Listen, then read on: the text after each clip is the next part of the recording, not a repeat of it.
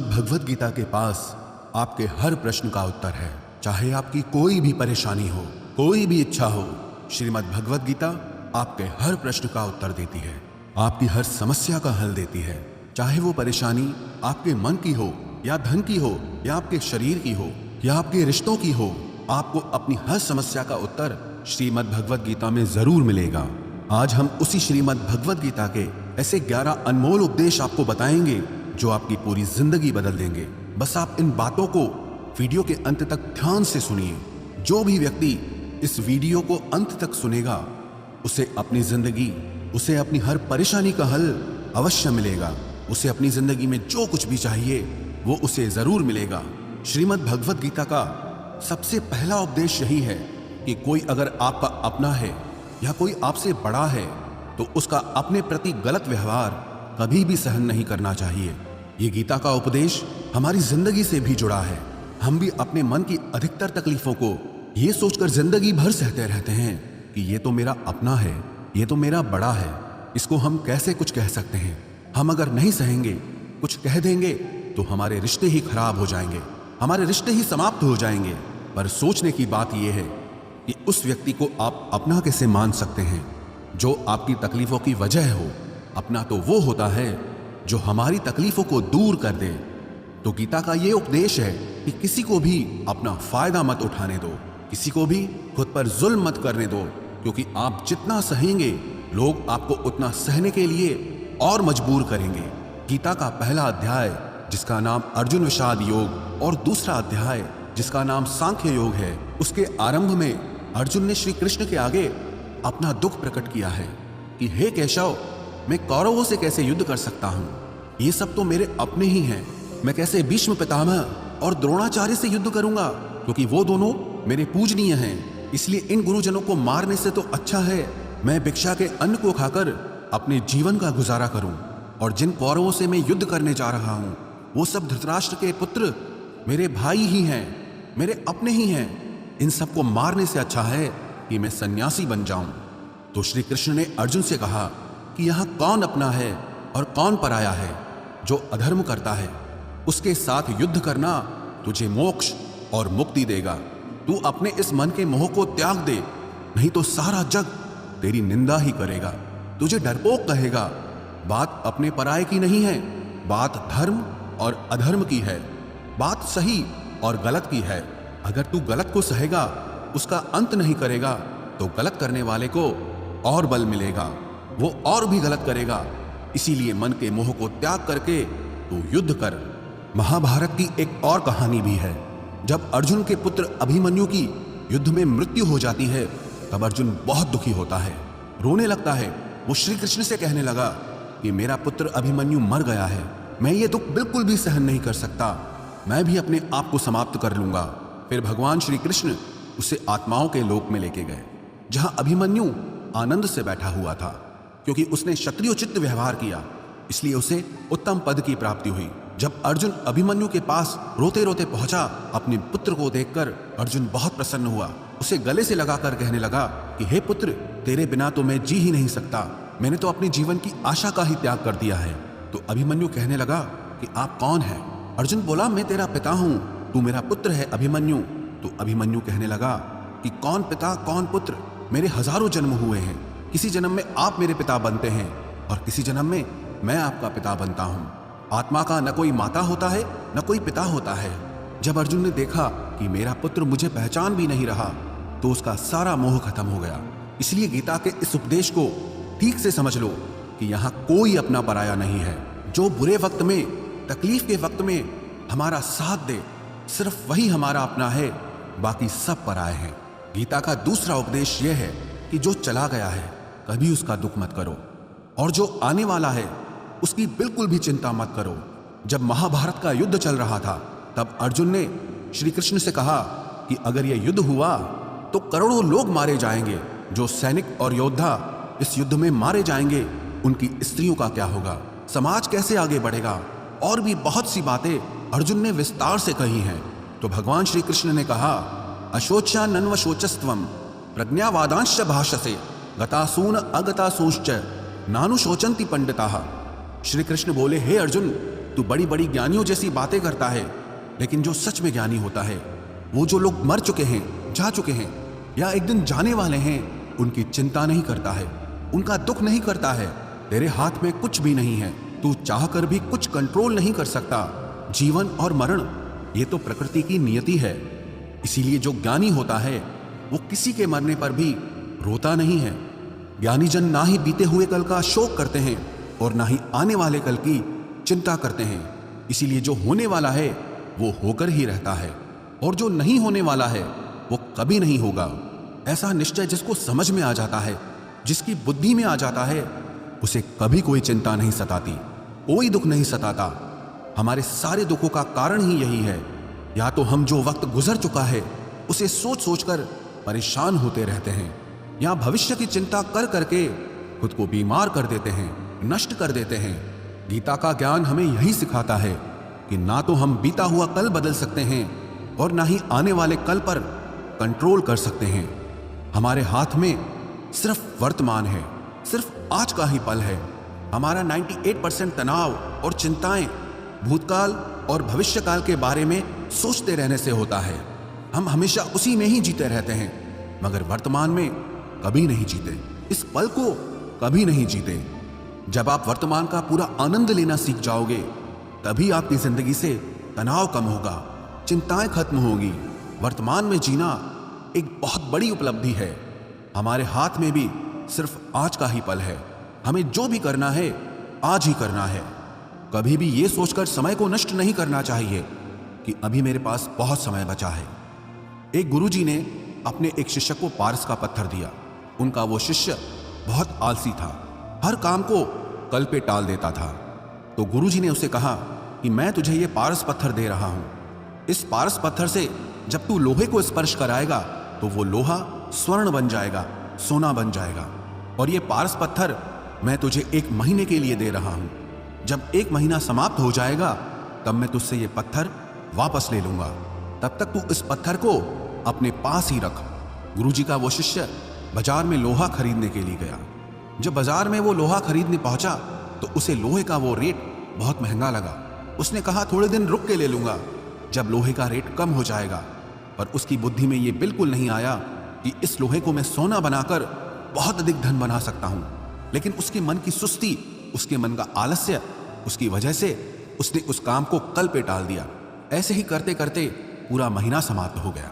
फिर गुरुजी उस शिष्य के पास आ पहुंचे कि बताओ तुमने कितना सोना बनाया। शिष्य बोला कि मैंने तो अभी सोना बनाना शुरू भी नहीं किया। तो गुरुजी ने कहा मुझे मेरा वो पारस पत्थर वापस चाहिए। शिष्य बोला कि नहीं, मुझे थोड़ा वक्त दीजिए, मैं थोड़ा सोना बनाना चाहता हूं।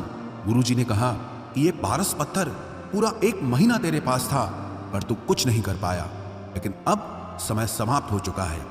ऐसे ही ये हमारा जीवन है, हमारी जिंदगी है, और ये समय ही पारस पत्थर है। हम समय के एक एक पल से अपने जीवन को सोना बना सकते हैं, लेकिन हमें ये लगता है कि हमारे पास बहुत समय बचा है, एक दिन जिंदगी को जी लेंगे, एक दिन जिंदगी में खुश हो जाएंगे। लेकिन वो दिन कभी नहीं आता और हम जिंदगी भर भागते रहते हैं, चिंता करते रहते हैं, दुखी होते रहते हैं, लेकिन जिंदगी को जीना, खुश रहना हम भूल जाते हैं। इसलिए गीता का ज्ञान हमें यह सिखाता है कि आप आज में जीना सीखो, इस पल में जीना सीखो। गीता का तीसरा उपदेश यह है कि मौत से डरना बिल्कुल व्यर्थ है। श्री कृष्ण ने गीता में कहा है कि यह संसार मृत्यु लोक है। जिसका भी जन्म हुआ है वो एक दिन जरूर मर जाएगा। जिसका आरंभ हुआ है उसका अंत अवश्य होगा। हम इसे रोक नहीं सकते। जैसे हम रोज कपड़े बदलते हैं, वैसे ही हमारी आत्मा नया शरीर धारण करती है। मृत्यु सिर्फ इस जीवन का एक नया आरंभ है, इस जीवन का अंत नहीं है। आत्मा कभी नहीं मर सकती और ना ही उसे कोई मार सकता है। लेकिन मौत का डर मनुष्य को सबसे ज्यादा लगा रहता है। मौत का दुख भी इंसान को सबसे ज्यादा होता है। एक पेड़ में 2 पक्षियों का जोड़ा रहता था। उन दोनों को एक दूसरे से बहुत प्रेम था। उन्होंने साथ जीने मरने की कस्में खाई थी। एक दिन वहां एक शिकारी आया और उसने एक तीर चलाकर वहां पेड़ पर बैठे मादा पक्षी को मार दिया। तो वो अकेला नर पक्षी रोने लगा कि मैं तुम्हारे बिना कैसे जी पाऊंगा, तुम्हारी जगह मेरी मृत्यु आ जाती, मेरा जीवन तुमको मिल जाता। वो रो रो के बहुत विलाप करने लगा। इतने में ही उस शिकारी ने दूसरा तीर चलाया और उस नर पक्षी को भी मार दिया। वास्तविकता में ये कहानी हमारी ही है। हम भी रोते रहते हैं जब कोई मरता है तो, लेकिन हमें ये नहीं पता कि एक न एक दिन हमारा भी जीवन समाप्त हो जाएगा। हम भी उसी मृत्यु के पेड़ पे ही बैठे हैं, लेकिन शरीर का मिटना हमारा अंत नहीं है।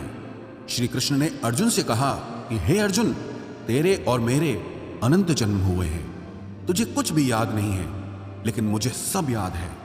जो व्यक्ति इस सत्य को समझ ले कि मैं यहां इस संसार में कुछ समय के लिए आया हूं, उसकी जिंदगी के सारे झगड़े, सारे दुख, सारी चिंताएं ही समाप्त हो जाएंगी। जब इस संसार से जाना ही है तो दुख किस बात का। पहले के जमाने में साधु महात्मा लोग पैदल यात्रा करते थे। यात्रा करते करते वो एक नगर में पहुंचे। वो महात्मा बहुत थक चुके थे। उस नगर में उन्होंने एक महल देखा और उन्होंने उस महल में जाकर विश्राम करने का सोचा और वो महल में जाकर सो गए। जब उस महल में वहां का राजा पहुंचा तो अपने पलंग पर उस महात्मा को सोता देखकर बहुत हैरान हो गया। राजा उस महात्मा से पूछने लगा कि तुम मेरे महल में कैसे घुस आए और मेरे बिस्तर पर सो रहे हो। महात्मा कहने लगा, ये तुम्हारा महल है, मुझे तो लगा ये धर्मशाला है। तो राजा ने कहा, आपको मेरा महल धर्मशाला कैसे लगा? तो महात्मा ने राजा से प्रश्न किया कि तुमसे पहले इस महल में कौन रहता था? तो वो राजा बोला कि मुझसे पहले मेरे पिता यहाँ पर रहते थे और उससे पहले मेरे दादाजी यहाँ पर रहते थे। तो महात्मा ने फिर प्रश्न किया कि क्या तुम इस महल में हमेशा रहोगे या तुम्हारे बाद कोई और रहेगा? तो राजा कहने लगा कि मेरे बाद मेरा पुत्र इस महल में रहेगा। तो महात्मा राजा से कहने लगे कि जिस जगह पर रहने वाले बार बार बदल जाते हों उसे घर कैसे कह सकते हो? वो तो धर्मशाला ही है। इसीलिए तेरे महल को धर्मशाला समझकर मैं इसमें रात बिताने के लिए आ गया। धर्मशाला जान जग को, जीव सब मेहमान है, मोह किससे मत करो, सब स्वप्न का सामान है। यदि हम भी इस बात को समझ लें कि हम यहाँ कुछ समय के लिए आए हैं, आनंद करने के लिए आए हैं, खुश रहने के लिए आए हैं, तो हमारे सारे दुख ही समाप्त हो जाएं। जब हम अपना मोह यहाँ जमा लेते हैं, अपना दावा यहाँ जमा लेते हैं कि ये मेरा है, इसे मैं छोड़ नहीं सकता, इसके बिना मैं जी नहीं सकता, तो हमारा जीवन दुखों से भर जाता है। इसलिए जीवन में मृत्यु का भय त्याग करके जीवन का प्रतिपल आनंद लेना चाहिए। गीता का चौथा उपदेश, मन और विचारों को कंट्रोल किए बिना जीवन में कभी शांति और सुकून मिलने वाला ही नहीं है। अर्जुन ने श्री कृष्ण से कहा कि मेरा मन सही गलत सब कुछ जानता है, फिर भी मेरे विचार और मेरा मन मुझसे कंट्रोल नहीं होता। मैं जो करना चाहता हूं वो कर नहीं पाता हूं और जो नहीं करना चाहता हूं वो मेरा मन मुझसे जबरदस्ती करवाता है। इसीलिए मैं बेचैन हो गया हूं, मुझे शांति प्राप्त नहीं हो रही। तो श्री कृष्ण ने अर्जुन से कहा, उसके लिए तुझे अपने मन और विचारों से डिटैच होकर अपने मन और विचारों को सही दिशा में ले जाने की प्रैक्टिस करनी होगी, अभ्यास करना होगा। और ये एक दिन का काम नहीं है। जब तक तू अपने मन और विचारों की गुलामी का त्याग नहीं करता, तब तक तुझे जीवन में कभी शांति नहीं मिलेगी। एक राजा था, वो बहुत बेचैन और परेशान रहता था। एक दिन वो अपने गुरुजी के पास गया और उनसे कहने लगा कि मेरा मन बहुत बेचैन है, मैं बहुत परेशान हूँ, मैंने पूरे संसार को जीत लिया है, सब कुछ है मेरे पास, पर मैं खुश नहीं हूँ, मेरे मन में सुकून नहीं है, शांति नहीं है। तो गुरुजी ने राजा से कहा कि तुम्हारे नगर में अगर कोई ऐसा व्यक्ति है जिसने सुकून को प्राप्त कर लिया है, शांति को प्राप्त कर लिया है, तुम उसका एक बार कुर्ता पहन लो तो तुम्हारे जीवन में भी शांति आ जाएगी। राजा बहुत प्रसन्न हो गया कि ये तो बहुत आसान काम है। वो अपने राजमहल में आया और राजसभा में वो सबसे कहने लगा कि आप लोगों में से जो भी शांत हो चुका हो, जिसे सुकून मिल गया हो, वो अपना कुर्ता मुझे दे दे, वो बदले में जितना भी धन मांगेगा मैं उसे दे दूंगा। सब लोग एक दूसरे का मुंह देखने लगे। पैसों का लालच आया, लेकिन सबको एक दूसरे की सच्चाई पता थी, क्योंकि किसी की जिंदगी में भी शांति और सुकून नहीं था। सब अपना सर झुकाकर वहां पर खड़े हो गए। फिर उस राजा ने पूरे नगर में ढिंढोरा पिटा दिया कि जिसे भी शांति प्राप्त हो चुकी हो, सुकून प्राप्त हो चुका हो, वो मेरे पास आकर अपना कुर्ता दे दे, वो जितना कहेगा उससे उतना ही धन दिया जाएगा। लेकिन एक भी व्यक्ति ऐसा नहीं मिला जिसे शांति प्राप्त हो चुकी हो। वास्तविकता में जब कोई मरता है तब हम कहते हैं कि वो फलां व्यक्ति आज शांत हो गया। कभी किसी जिंदा इंसान के लिए नहीं सुना कि एक जीता जागता इंसान शांत हो गया है। राजा के सैनिक पूरे शहर में ढूंढते रहे, फिर उन्हें पेड़ के नीचे एक महात्मा तपस्या करता दिखा, जिसके चेहरे पे एक शांति थी, सुकून था। वो सैनिक उस महात्मा के पास आकर पूछने लगे कि क्या आपने शांति प्राप्त कर ली है, सुकून प्राप्त कर लिया है? महात्मा ने कहा, मैं पूरी तरह से शांत हूँ, तो सैनिक उसे राजा के पास ले आए। राजा ने उस महात्मा से प्रश्न किया कि क्या आपको शांति और सुकून प्राप्त हो चुके हैं?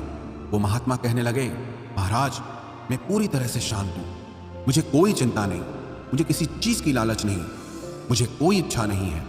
तो राजा भी बहुत प्रसन्न हो गए कि आखिर वो व्यक्ति मिल ही गया जिसे शांति की प्राप्ति हो चुकी है, जिसे सुकून प्राप्त हो चुका है। तो राजा उस महात्मा से कहने लगे कि हे महात्मा, आप कृपया करके अपना कुर्ता मुझे दे दीजिए, बदले में आप जो मांगेंगे मैं आपको दे दूंगा। वो महात्मा कहने लगे कि महाराज, सुकून और शांति तो मुझे मिल चुके हैं, लेकिन क्या करूं, मेरे पास कुर्ता ही नहीं है पहनने के लिए जो मैं आपको दे सकूं।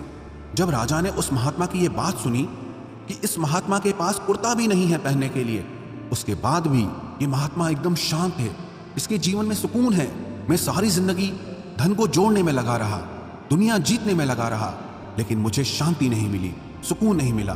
क्योंकि शांति और सुकून बाहर की चीज नहीं है, अपने भीतर की चीज है। इसीलिए जब तक कोई व्यक्ति अपने मन और विचारों को कंट्रोल नहीं करता, तब तक उसके जीवन में सुकून और शांति नहीं आती। और गीता का उपदेश हमें यही सिखाता है कि जीवन में शांति चाहिए तो मन को शांत करना सीखो। गीता का 5वां उपदेश यह है कि वासना, क्रोध और लालच सर्वनाश का कारण है, नरक का द्वार है। जिस भी मनुष्य में ये 3 अवगुण होते हैं, वो हमेशा दूसरों को दुख पहुंचाकर अपने ही सुख और स्वार्थ की पूर्ति करता रहता है। किसी भी चीज की हद से ज्यादा वासना करना और क्रोधी स्वभाव होना और मन में लालच होना उसके जीवन के सुख को समाप्त कर देते हैं, उसके सारे रिश्तों में जहर भर देते हैं। इन्हें नरक का द्वार इसीलिए कहा गया है क्योंकि जिस इंसान में अत्यधिक क्रोध है, लालच है, वासना है, उसका पूरा जीवन जहर से भर जाता है। उसको मरने के बाद नहीं, जीते जी यहीं पर नरक का दर्शन होता है। गीता का 6वां उपदेश यह है कि सब भगवान एक ही हैं, कोई छोटा बड़ा नहीं है, सब एक परब्रह्म परमात्मा के अलग अलग रूप और नाम हैं। श्री कृष्ण ने गीता के 10वें अध्याय विभूति योग में बताया है कि जितने भी जगत के देवी देवता हैं वो सब मेरी ही विभूति है। मैं ही शिव हूं, मैं ही इंद्र हूं, मैं ही यक्षराज कुबेर भी हूं, मैं ही अग्निदेव हूं, देवताओं के गुरु बृहस्पति भी मैं हूं, समुद्र भी मैं ही हूं, अक्षरों में ओम भी मैं ही हूं, काल का महाकाल भी मैं ही हूं, सारे जगत का नाश, उत्पत्ति और पालन करने वाला भी मैं ही हूं। श्री कृष्ण ने अर्जुन से कहा कि मेरी विभूतियों का कोई अंत नहीं है, इसलिए सब भगवान, सब नाम, सब देवता मेरे ही रूप हैं। इसीलिए तो किसी भी देव या ईश्वर में कभी भेद बुद्धि मत करना, कभी किसी को छोटा बड़ा मत समझना। और गीता का उपदेश हमें यह सिखाता है कभी भी किसी दूसरे के इष्ट को छोटा नहीं समझना चाहिए या इस बात पर झगड़े फसाद नहीं करने चाहिए कि कौन बड़ा है और कौन छोटा है। गीता का 7वां उपदेश यह है, सुख की इच्छा ही आखिर में हमारे दुखों का कारण बनती है। श्री कृष्ण ने अर्जुन से कहा कि मनुष्य जितना सुखों की लालसा और इच्छा करता है, उतना ही उसकी इंद्रियां सुख भोग में आसक्त हो जाती है, उतना ही इंसान का मन संसार के सुख और आकर्षण का गुलाम बन जाता है। और जितना सुख के पीछे भागेगा, उतना ही उसे दुख के अनुभव से भी गुजरना पड़ेगा, क्योंकि ये संसार का नियम ही है। जो चीजें शुरू में मन को बहुत आकर्षित करती हैं, बाद में बहुत दुख देती हैं, और जो चीजें शुरू में मुश्किल लगती हैं, कठिन लगती हैं, बाद में हमें बहुत काम आती हैं। गीता का 8वां उपदेश यह है, जो भी मनुष्य दुनिया के सारे सहारे छोड़कर सिर्फ भगवान को ही अपना सहारा मान लेता है, उसकी हर जरूरत वो ईश्वर पूरी करता है, उसकी हर प्रकार से रक्षा वो परमात्मा ही करता है। अनन्याश्चिन्तयो माम ये जनाः पर्युपासते तेषां नित्याभियुक्तानां योगक्षेमं वहाम्यहम्। जो भी व्यक्ति मुझे ही अपना सहारा मानता है, उसका योगक्षेम मैं वहन करता हूँ। योगक्षेमं वहाम्यहम् अर्थात जो चीज़ नहीं मिली है उसकी प्राप्ति कराना, उसका नाम योग है, और जो चीज़ जीवन में मिली हुई है उसकी रक्षा करना, उसका नाम क्षेम है। तो श्री कृष्ण कहते हैं, जो मुझ पे डिपेंड हो जाते हैं उनको जो चाहिए वो मैं ज़रूर देता हूँ, और उनकी हर प्रकार से मैं रक्षा भी करता हूँ। गीता का 9वां उपदेश यह है कि इस संसार में हमारा कुछ भी नहीं है। गीता सार में आपने कई बार सुना होगा कि तुम्हारा क्या गया जो तुम रोते हो, तुम क्या लाए थे जो तुमने खो दिया, तुमने क्या पैदा किया जो नष्ट हो गया, तुमने जो लिया यहीं से लिया, जो कुछ भी दिया यहीं पर दिया। जो आज तुम्हारा है कल किसी और का होगा, क्योंकि परिवर्तन इस संसार का नियम है। कल तक जिसके बिना आप जी नहीं सकते थे, आज उनसे कोई रिश्ता ही नहीं है, बातचीत तक नहीं है। कहाँ गए वो जीवन भर के सारे रिश्ते, वो सारे मित्र जो साथ जीने मरने की बातें करते थे? आज पता भी नहीं कि वो लोग कहाँ चले गए। ये संसार परिवर्तनशील है, सब लोग यहाँ बदल जाते हैं, हर रिश्ता बदल जाता है, और तो और ये हमारा शरीर भी हर दिन बदल रहा है। बचपन से जवानी, जवानी से बुढ़ापा, और एक दिन ये शरीर हमारा साथ छोड़ देता है। तो किसके लिए रोना और किसकी चिंता करना? हम सारी जिंदगी चीजों को, रिश्तों को, जिंदगी को बनाने में, सजाने में, संवारने में लगे रहते हैं, लेकिन एक दिन सब कुछ बिखर जाता है। सारी जिंदगी जिस संपत्ति, जिन रिश्तों के लिए हम लड़ते रहते हैं, एक दिन सब कुछ छोड़ करके हमें इस दुनिया से जाना पड़ता है। गीता का 10वां उपदेश हमें यह सिखाता है कि किसी से भी हद से ज्यादा मोह कभी मत करना।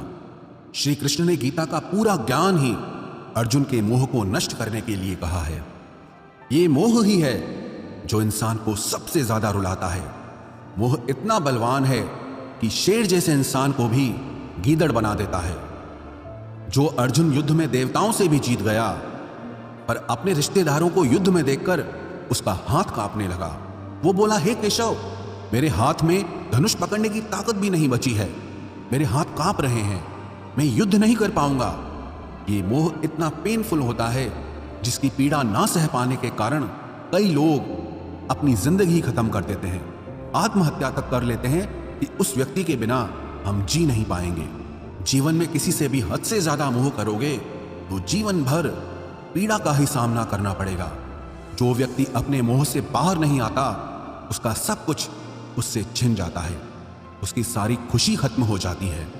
इसीलिए गीता का ज्ञान बार बार यही सिखाता है कि अपने मन के मोह को त्याग करके आप बलवान बनो, बुद्धिमान बनो, सत्य के दर्शन करो कि वास्तविकता क्या है। क्योंकि हमारा मोह हमें हमेशा झूठ ही दिखाता है, झूठ पे ही विश्वास दिलाता है और दिल में झूठी उम्मीदें जगाता है। और ये ही हमारे दुखों का सबसे बड़ा कारण है। हम ही मोह कर लेते हैं, हम ही लोगों से उम्मीदें लगा बैठते हैं, पर वास्तविकता बिल्कुल अलग होती है।